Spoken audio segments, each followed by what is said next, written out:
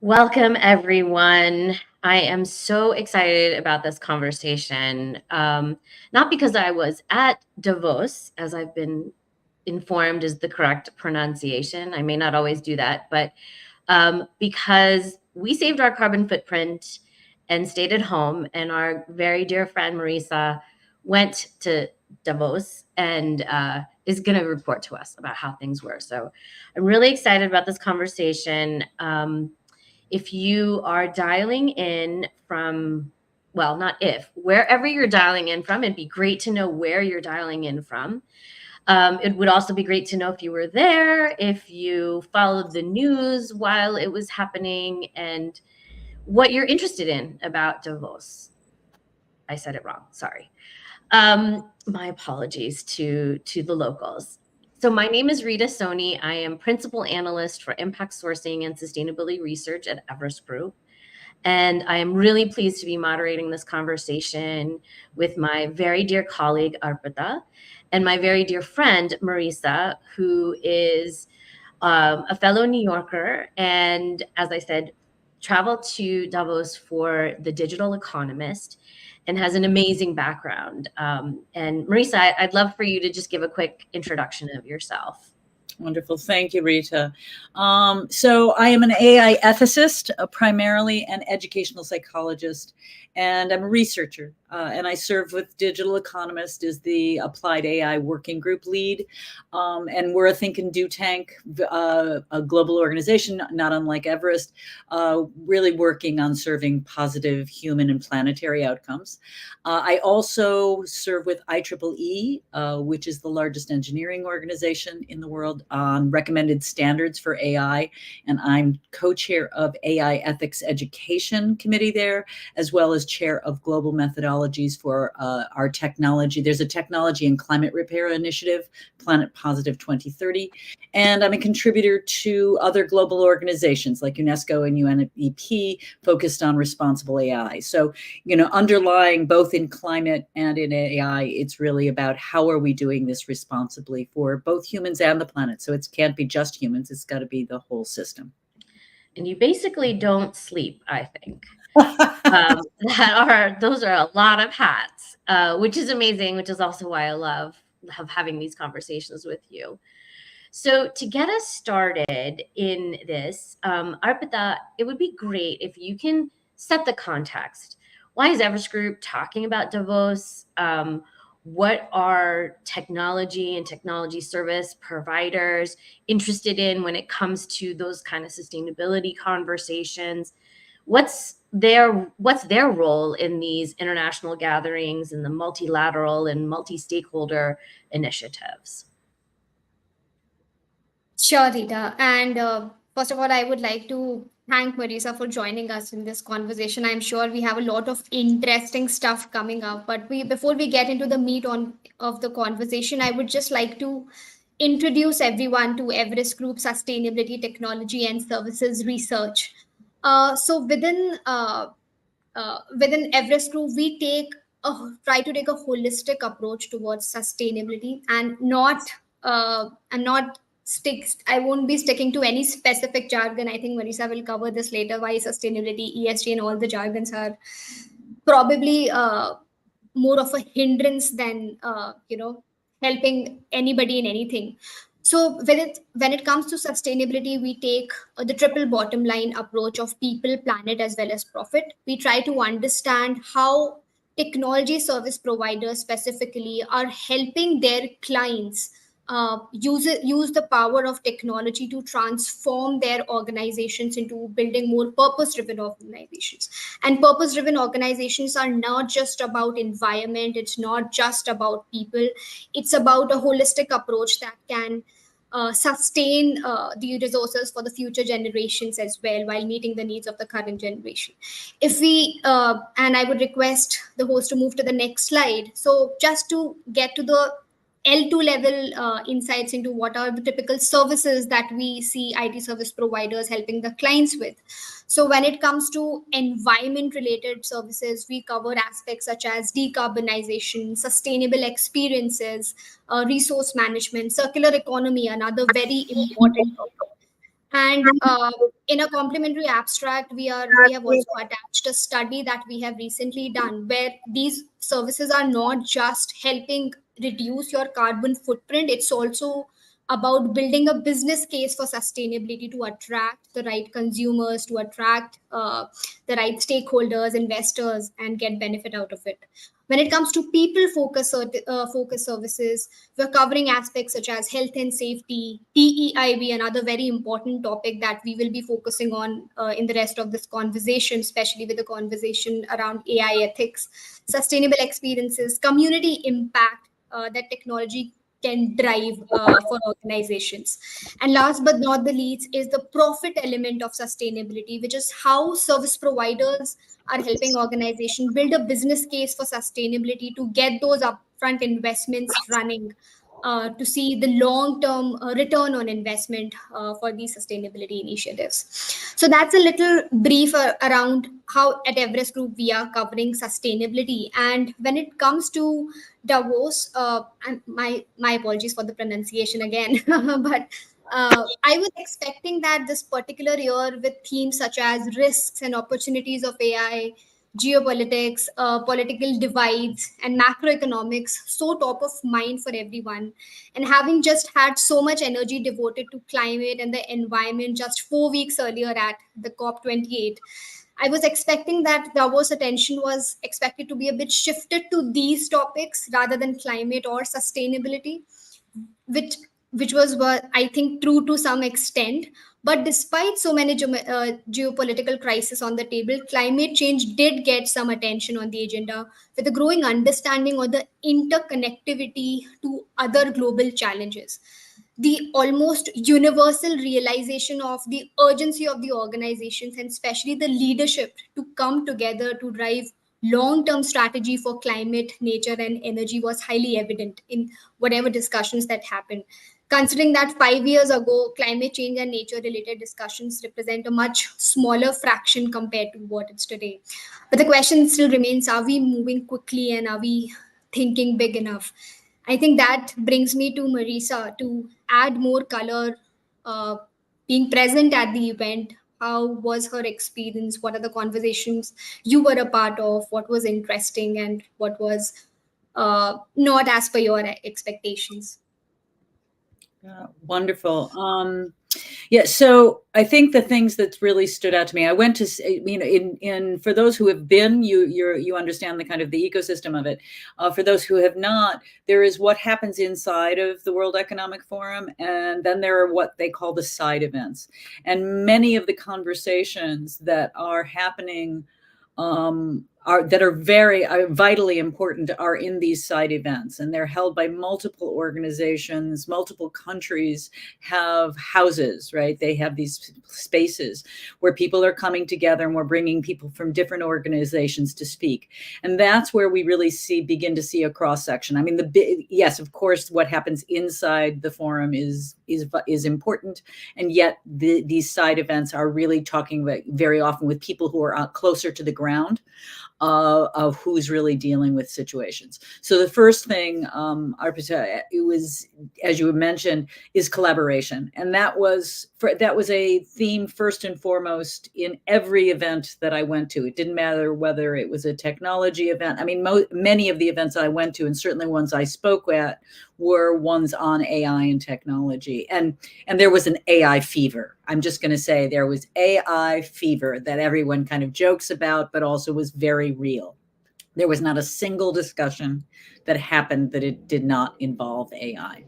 And yes, we would love as we're going, please, any questions you have, things that are important to you, please let us know, because those are the kinds of things that also in real time we can begin to also address. So a couple of the things there with collaboration. This was collaboration certainly in every context, both on the macro level and also on a micro level, when we're beginning to talk not just about collaborations between systems, right, and between organizations and between governments, but we're also talking about the within organizations with it, right? So that this is really talking about different forms of partnership and collaborations that are really needed. They're new, right? There was a call quite last year. There was a call for, and it's something that I specialize in, which is transdisciplinary collaboration. And there was not as much mention about it this year, but there was talk about it last year. And I think this is really what we're beginning to call for. We're beginning to call for transdisciplinary, which is different than our traditional multi or inter. It's really bringing in new people. It's bringing in new ways of collaborating and knowing, because we're facing problems that are new. They're novel, and we can't solve them in the old ways. So one of the things that the main focuses of the event was rebuilding trust. I mean, that was kind of the overarching theme. And I think that was why so much of the conversation happened around collaboration. But if you're rebuilding trust, to me, more importantly, it was about where are we establishing trust? Because where trust is in different places. So who's rebuilding and how, we're not quite so sure, but establishing trust. And I think that's really a question for everyone, regardless of what industry we're in, what area we're in, is how are we establishing? Because maybe trust wasn't there to start with. And what does trust means? Because the second big theme was uncertainty. And it is an uncertain time. And and I'll talk about that later. There's a lot of repercussions from that during this time of uncertainty, of people looking for tangible solutions. Mm-hmm. And some of it will be tangible. Some things are tangible. And many of them are really emerging. These are emerging things, emerging problems that are being solved. And that will require a new kind of collaboration, because we're talking about something new. Another main topic being discussed was healthcare. And that was both the advancements and opportunities, as well as the concerns over, we know COVID was a huge issue that impacted everyone, but also there's been a gigantic mental health pandemic that we know, and that was being discussed, that was mentioned. Solutions for it, not so much. And people are looking for AI solutions, which also has some implications, but healthcare was a big on the agenda. Finance and the future of fintech. There was discussion about VC predictability, right? Because people are looking to see where they're going to make their investments. There was lots of course, conversation about blockchain, digital twins, NFTs for assets, so tokenization of assets. There was quite a bit of discussion around data and what data means, in both data safety, data sovereignty, and how data is being used, protected, translated. Data is gigantic. Is the conversation around data as oil, right? Data as the new oil. And I think and I will say the last one, which I expected to be much more in focus, was climate. And people, when it was spoken about, it was spoken about seriously, and people were talking about it. And yet there was there would seem to be kind of a dissonance between the actions being taken and the urgency being talked about.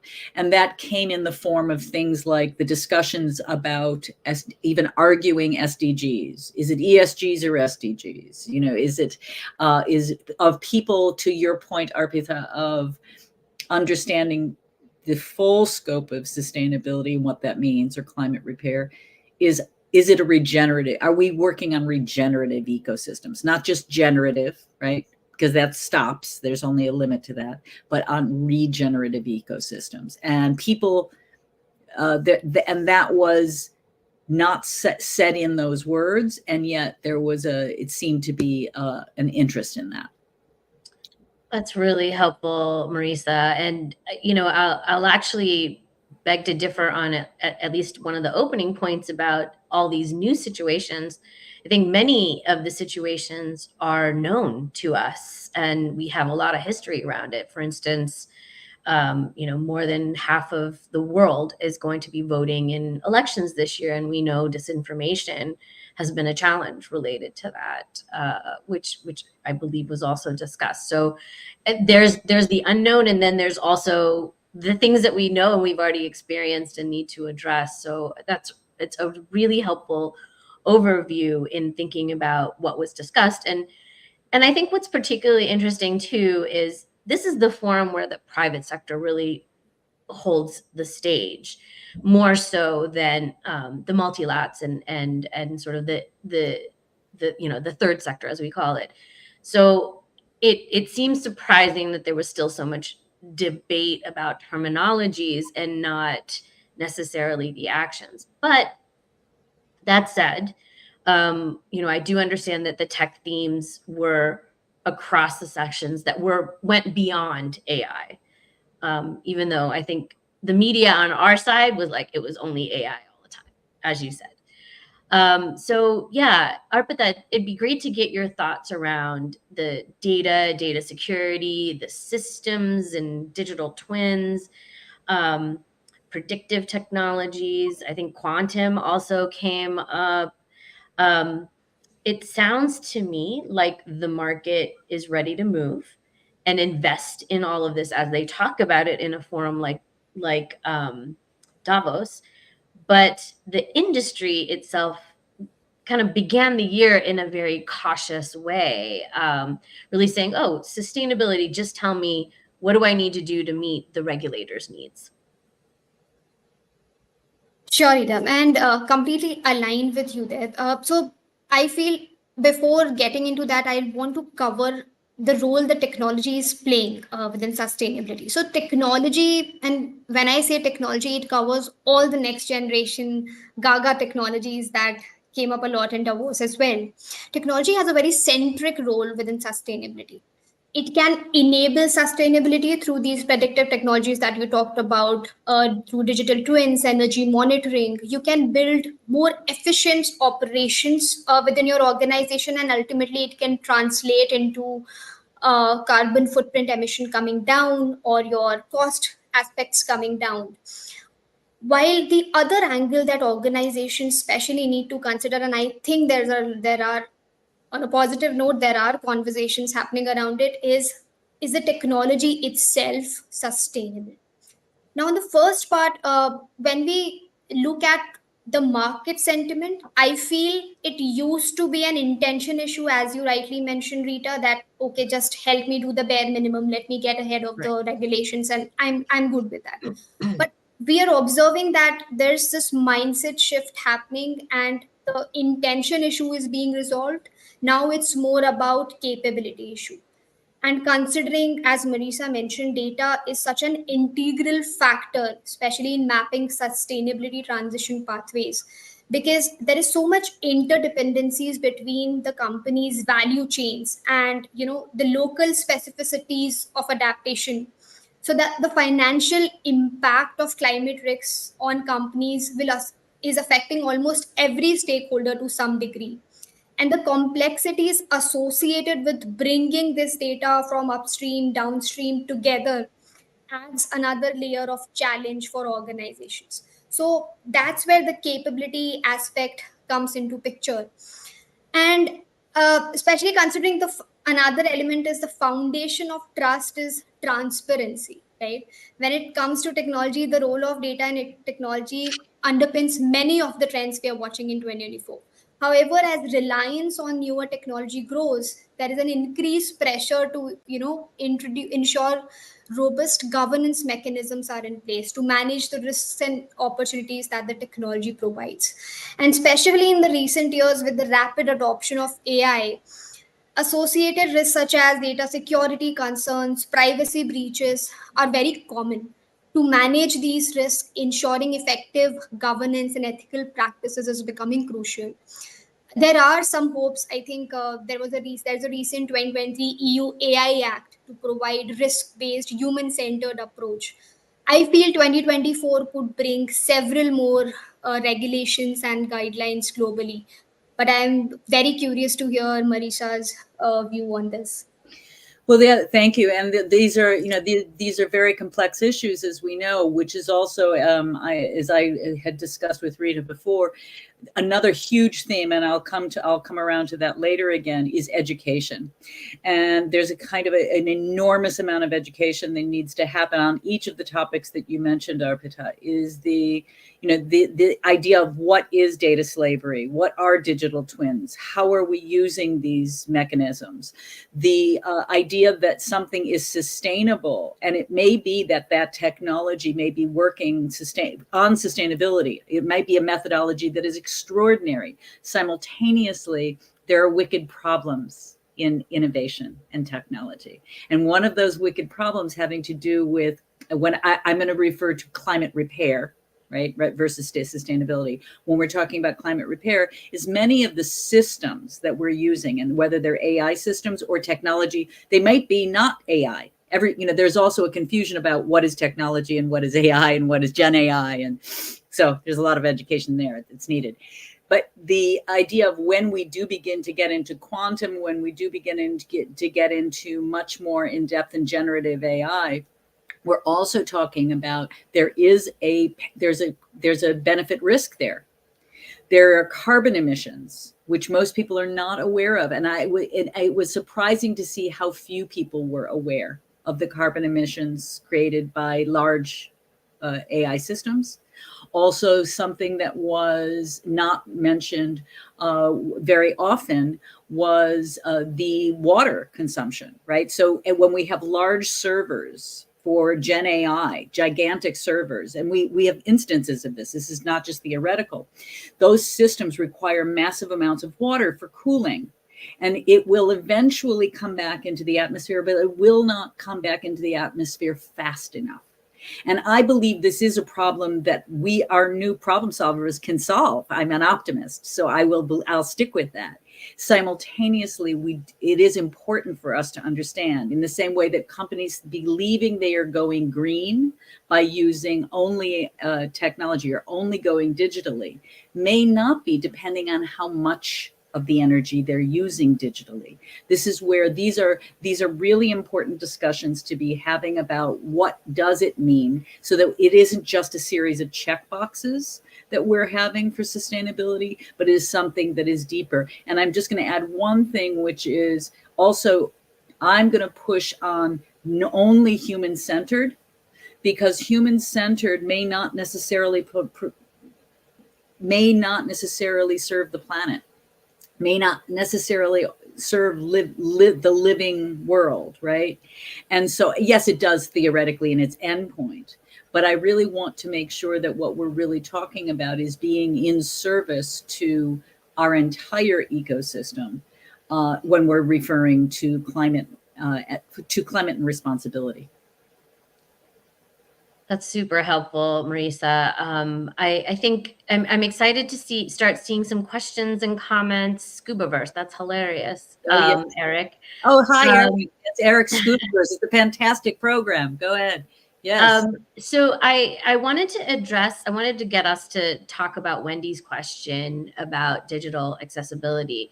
I think we did hear quite a bit about the sort of human side of technology, but I do think that the fact is that people with disabilities are often a secondary thought, and having digital accessibility embedded into solutions is really the way to do it, but not always necessarily the way that we're thinking about it. So, Wendy, I'm not sure if you're talking about people with disabilities or if you're talking about more like the social inclusion from an accessibility standpoint. I would say, I think that the disability side was not discussed. That's nothing that I read about or Marisa that we've talked about. But you did talk about having conversations around access and democratization of these tools, right? Yeah, and that's how I'm translating this question, Wendy, whether I've got that right or wrong. And the thing is, for me, this was a huge issue that I felt was under-discussed. Because people were talking about at events where I spoke about, I was at events where I spoke about that were centered around the future of financial intelligence and how we're using fintech. And the issue of accessibility came in quite a bit. So when we're talking about democratization of AI, when we're talking about democratization of banking, when we're talking about democratization of anything having to do with technologies, who has access to that there's a number of issues there. Part of it can be education. Part of it can be geopolitical, and an enormous part, which is one that I focus on quite a bit, is, and I think, Rita, what you were alluding to is, the global South, the majority of Africa, many other countries in the world, even if they had the iPhone or the computer or whatever that the device is, if there is no infrastructure, they can't access it. And so speaking of the desire to democratize, and I'm not talking about political democratization, I'm talking about the desire to democratize, to give access, equitable access, is a huge one. And this has to do with bias, with gender equality, with geopolitical issues. It's very, very complex. So I understand sometimes the hesitation. But this is an enormous issue, and this is again one of the wicked problems, is that we can send up satellites, and that's actually happening, right? We're beginning to send up satellites to bring in the accessibility, and yet some of those satellites may have a cost to the environment that we also want to consider. And so again, because I'm an optimist, access is what I meant. Yes. There are more accessible solutions, and that can be on many levels, right? That can be accessibility for all kinds of things, including translation tools. That's actually to me, one of the great, amazing things that we get out of AI and out of learning language models, is that we're getting better access and better at translation. And so that does give more people more access, and so it's accessibility on multiple levels. And I think this is actually a really interesting role for the private sector, particularly. You look at the way the private sector has created digital accessibility in India, particularly in thinking about mobile use and the cost. It's dollars a month, compared to, I was just having a conversation with someone who's visiting from Colombia, where when he talks about the price point of a smartphone, a line on a smartphone, he's talking about price points that are similar to the US, $40, $50 a month. So, compared to $3 a month. So there's the physical digital infrastructure, there's the financial infrastructure, that all go into making that accessibility true. Great. This is great. Please, everyone that's on the call, tell us where you're dialing in from, and ask us more questions. I think this is a great conversation that we're having so far. And if you are dialing in, I wanted to also mention, before we dive into our next conversation, that if you are dialing in, we have a special offer for you, a complimentary abstract. I think Arpita referenced this report earlier. We recently wrote a report about from efficiency to responsibility, how enterprises are leveraging technology to drive up sustainability markets.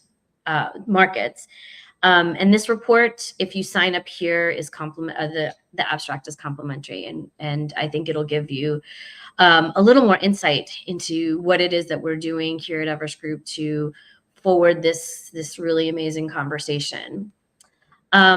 So I think, thank you, Nilushe, for asking about what the updates are. I think one of the things that's also important is what didn't get covered, right? What were sort of the important topics that we think should have been addressed given the audience and given, the stature of that audience, but did not. Marisa, do you have some thoughts on what you think should have been talked about more? Yeah, I mean, most definitely. I mean, it was the issue of AI ethics was really in the background. And it was not forefront enough. And it is interesting because when it was mentioned, and I mentioned it, and each time I did, but not just me, there were a few others that when it was mentioned, the buzz that happened immediately following, because people were hungry for it.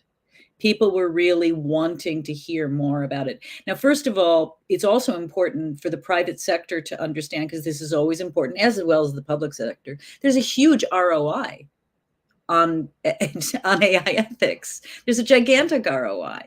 If we are looking at something preventatively, right? And I use this analogy when I speak of AI ethics. I used it there as well. One of the few professions that has an agreement around the world globally is medicine. That's why we have Doctors Without Borders so easily. And the main tenet is do no harm. And so if we begin to go into, and it's with AI, this is really important. It's not just about the final product or after it's done. And that was a lot of talking about that was, we're gonna look at the case studies and then we'll change things. Instead of, it should be pre-design, design, development, investment, production, mobilization. We should be looking at ethical issues throughout the entire process. And that applies to healthcare, that applies to finance, because who can be harmed or who has access or who it doesn't have access is who does this serve? Those are the kinds of questions we ask. And AI ethics isn't only focused on what goes wrong, it's actually focused on what can we do better? How can we serve, right? That's really the question. How can we serve the best of what, and getting people to agree on what the best is? I mean, I always say, who's ethics, right? So when we're discussing AI ethics, but there are some basics. There are some basics that people can agree on. And so, yeah, go ahead. I like the Hippocratic Oath as a frame of reference. I know there were some young MBA students that started this MBA oath many years ago. I don't know that it's gotten any wheels, but they used the Hippocratic Oath as their base to come up with, and their one-liner for the longer document was create value responsibly. And that being the purpose of business, saying that it's to create value. It's not the purpose of business is to make bucks. So, I love that frame. And I think it's really kind of sad that didn't get, wasn't front and center on the agenda, especially after we've learned so much about how technologies and spaces in this industry evolve and need to have that forethought to, yes, there's ROI, but avoiding risk as well. Yeah. And the other thing that was interesting is because, the bias that can be gender, racial, ethnic, political, there's so many things that it can be built in. The other thing that was actually in Davos that I saw more of this year, not in the individual panels, but in presence in groups, were larger convergences of women's groups. World Women Davos, 100 Women of Davos, right? The AI House at Davos had, really had a lot more events of women in AI, things like that. There were more convergences, right? And convenings and of course, the FQ Lounge always has, but there was more consciousness of that in those clumps, not necessarily throughout, right? Because there are many, many panels and many rooms you walk into and it's all men. But the thing is, this is again one of those things with AI ethics. We're looking at, is this in service? Is what we're developing, is the technology we're developing in service of everyone, men and women, right? This should be in service of boys and girls, men and women, people, non-gender specific people. It should be in service of all peoples. The other presence that was there, which was a slight bit more than has ever been there before, but not enough yet, is indigenous populations. There was some indigenous presence there that was also quite interesting to note. The other thing that was also, I will say, the thing that to me, and I think it probably has to do with me personally, is the psychosocial aspects of all of this. The psychosocial aspects of, we're talking about products, we're talking about systems, we're talking about operations, but we're also talking about human beings. And to me, there's a lot of times not enough discussion about the underpinnings. What are the underlying reasons? What are the underlying drivers? What are the things that are driving change and not just from a marketing perspective, because there's plenty of talk about that, but from a perspective of how will we collaborate? Why would we collaborate? What stops us from collaborating? And what are the concerns that we're seeing around the world? And there are many that we are seeing socially, trends around the world that we are seeing that have to do with uncertainty, that have to do with job loss. Job loss was something that was discussed, but not really a lot of the realities of what that really means, that the majority of jobs will change. And so those are the kinds of things, or the hesitation for, or limitations of education that's available at the moment. So to me, those are the kinds of things that I would be grateful to see more discussed, because it is really about how we can be more human with each other. I actually think technology can help us be more human with each other by pointing out the ways in which, if it can take away the other things, if it can take away other tasks, perhaps it can help us be more human with each other. But I think that how we are being with each other is a discussion. More of that discussion needs to be had. I love that. It also sounds like we should basically create one of our own Davoses, where we talk about these issues that we see as more important for us. Yeah, that's great. And I do think that as these technologies get more and more embedded, these questions about how it really is human really come up, and it makes me think of my love of Star Trek, and how the android wanted to be human. So I think at the end of the day, we can't lose our humanity in any of these things. Yeah. Well, there's an old Star Trek episode where they go to a planet where that's very violent, and I think it's Uhura and Kirk both say, "Oh, we don't do that anymore. We used to do that, but we don't do that anymore."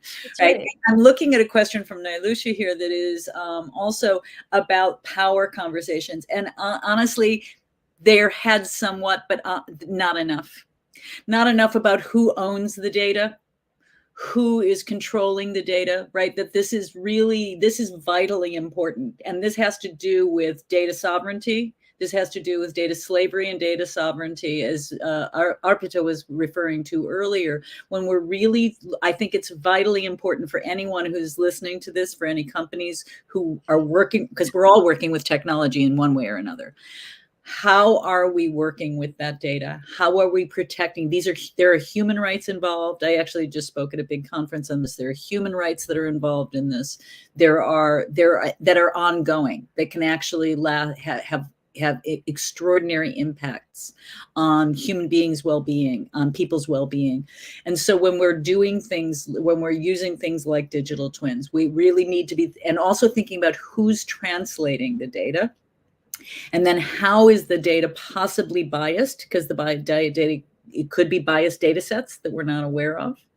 And then how is that data being handled in a way that we really are protecting each of the each of the components within it, as well as an organization and a company itself protecting their own integrity, because I think protecting a company's integrity is vital, and protecting the safety, because there was a huge amount of discussion we had people there were several panels of experts on cybersecurity talking about what you were speaking about before, Rita, of misinformation, the hacking of data and the hacking of systems in order to skew political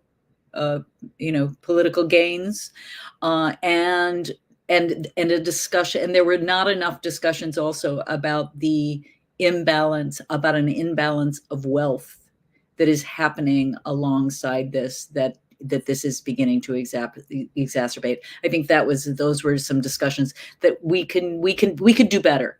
I think we can definitely do better.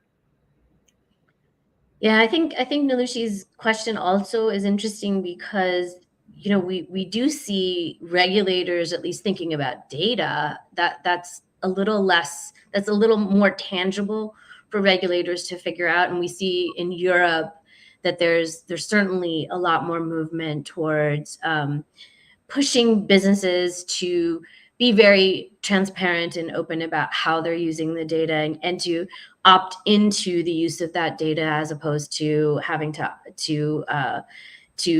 click through 10 million screens to get to the point where you can opt out.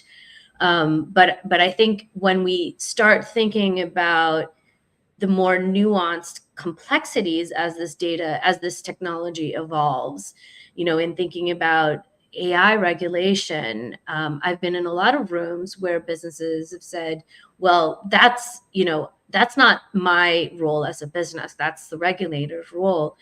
And the challenge is that the capability of governments to even regulate this and to know how it is that they regulate it, let alone paying the kind of salaries they need to pay to attract that talent that has those capabilities. I think it's really a challenge to talk about. And Arpita, we were going to talk about this a little later, but I think this is a good opportunity. You and your team and our team have shared really some fabulous work and insights on the talent, how sustainability talent is evolving in tech, and it'd be great to hear your thoughts on that one. Yeah, sure. Definitely, Rita. And before talking about talent, I just want to quickly talk about data and the issues that we are facing with data. But there are still some positive elements around it that I want to highlight before we move to talent. So beyond CSRD, there is also due diligence directive now in Europe, which will, make the organizations talk more about what's happening within their organization, how they're impacting each and every stakeholder. And I think that's another important area where technology is playing an important role. And I think within Davos, there was this Nature Tech Alliance that was announced, which is a partnership between Nature Matrix, which is a platform supporting nature monitoring and impact reporting, with Salesforce, ERM, and a satellite imaging specialist, Planet Labs. And the Alliance's mission is to collect data that can drive conservation and restoration, and probably contribute to regeneration, to your point, Marisa, of nature ecosystems at scale, as well as, collaborate to provide full spectrum biodiversity management and disclosures for global corporations. So ultimately, it brings me down to that starting point, Marisa, that you mentioned around collaboration. So at the foundation of all of it, no single organization or stakeholder can do it alone. It's the private sector, government, regulation. Everybody needs to come together and involve the local communities as well, to take a more holistic approach towards these new technologies, regulate these new technologies, and regulate our businesses. And now coming to talent, education, as Marisa was also mentioning, will play a very central role. You can provide all kinds of data democratization, AI democratization to people within your organization, but if they do not understand the data, if they're not capable of capturing the value out of their data, you're limiting their ability to contribute in a meaningful manner. And that's where at least what we are seeing organizations, some of the leading organizations do, is focus on building that domain understanding, be it with respect to technology, be it respect to the industry that they are working on, and the kind of impact their work is having on the organization or the community as a whole. So the education element, there is not, considering AI is such a fast paced technology, there's not enough supply of AI specialists out there. So the approach that is needed is more of upskilling. You need to empower your employees with the right learning and development initiatives. You can do it in collaboration with educational institutes. There are AI ethics courses being launched in some of the leading universities. Sustainability, ESG specific courses being launched in a lot of universities. And I think that's the right way to go. But there's a lot of demand, but the current supply is not able to match that demand, considering the pace of advancement, be it in AI or machine learning or any other technology that you can talk about. Supply currently remains very limited. Well, and one of the things I would love to point out is in this, I'm actually working on a global alliance right now, working on a global education for multi-generational education for digital and AI education. But one of the things I think that, and all of those points I completely agree with, the piece that to me keeps being missed in the education is our leaders. Leaders need to be, the thing is, people who are this goes back to the psychosocial things. People who are very high up and very powerful very often don't want to admit that they don't know. And what we hear is, talk to my IT people. My IT people are doing this. The thing is, the IT people can't keep up with what's happening. As to your point, the advancements are happening so quickly that they can't keep up. So it really has to do with a re-envisioning of what education means, not just in universities. I mean, I've been working with IEEE on getting universities to put in AI ethics now for almost a decade. I think more will happen, but we also need a real education, because if I don't have to be an IT expert in order to lead responsibly, in order to understand some of the basic questions, in order to understand the basic differences, because what happens otherwise is people can't align because they're not understand that there's not a shared semantics. And that this is really essential. It's a relearning. It's some of it has to do with really letting go of things that they know so that they can relearn new things that they never anticipated having to learn.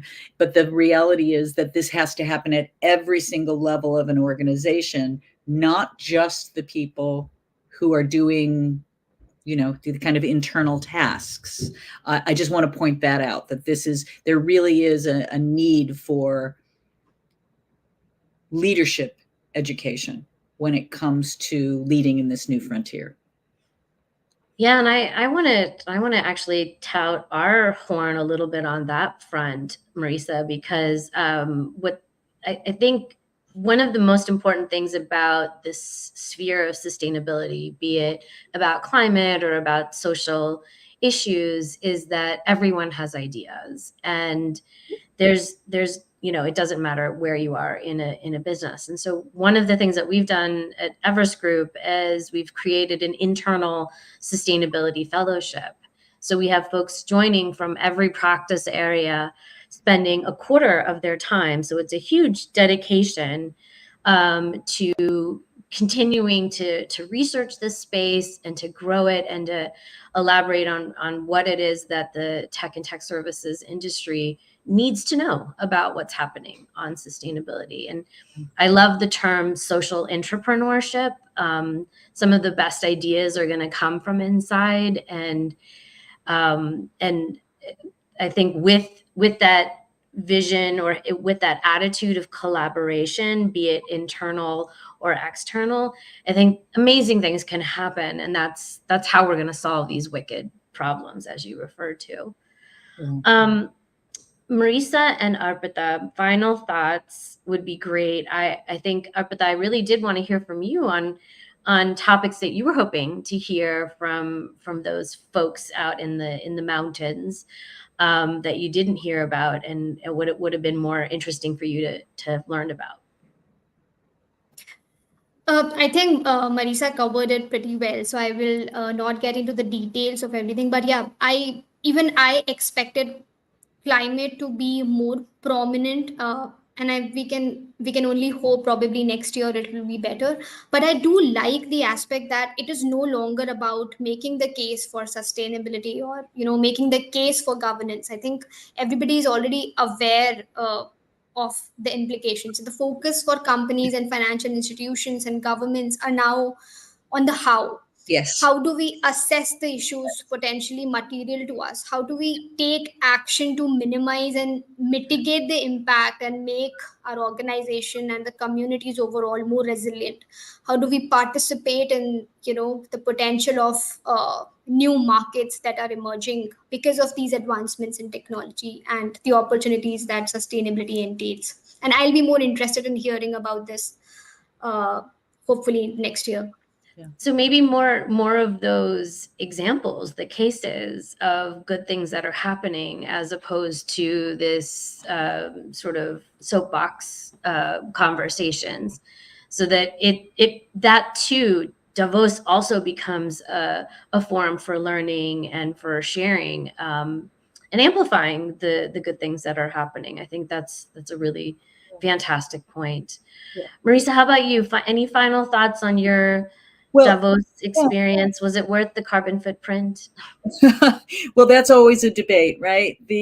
I think to Arpita's point, one of the things that was exciting there was as always, is the MIT Imagination Lab, because you're seeing, to your point, Rita, about what are things that are being done, and that connects to, I think, one of the final points I want to bring in, which is I really feel that there's such a need to have young people present and to be investing in younger people, who are going to, this is their world. They're about to go into this is a stewarding their world, right? We've done not such a great job stewarding into this era, not because we meant to sometimes, but because, for all kinds of reasons. But that depends on the person.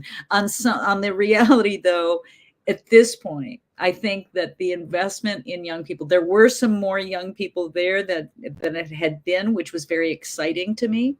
But I think that this would be something I would like to see more of. And I'd like to see, not just in Davos, not just when you have to take a plane, but in every organization, how are we bringing in young voices? How are we bringing in young minds? How are we investing in young people who have a whole life ahead of them, that can begin thinking about future generations? And so if I leave with some, I think it's attached to education, but it's beyond that. It's also honoring that young people do have a wisdom, very much a wisdom, because sometimes they're also seeing things not from a jaded perspective, or we've already done this, right?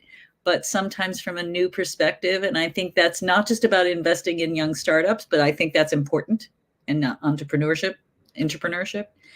I also think that investing in our young in every single way is one of the things I'd like to see and invite, and I welcome seeing throughout the new year. Well, thank you guys so much. This was fantastic. Folks that are dialing in, one of the things that I love about this medium of LinkedIn Live is that it's easy to connect. So please do connect with any of the three of us or all of us, but also the folks that were on the LinkedIn Live. It's very easy to network with them. And, I think the fact is that collaboration and getting everyone into this tent, making the tent bigger, is how we're going to solve these issues. So please do stay connected to our space and the work that we're doing around sustainability. If you haven't signed on to, our Everest Group sustainability page, LinkedIn page, please do follow that. We're really hoping to be part of this solution. Thank you so much. Thank you so much. Thank you. Thank you for having me.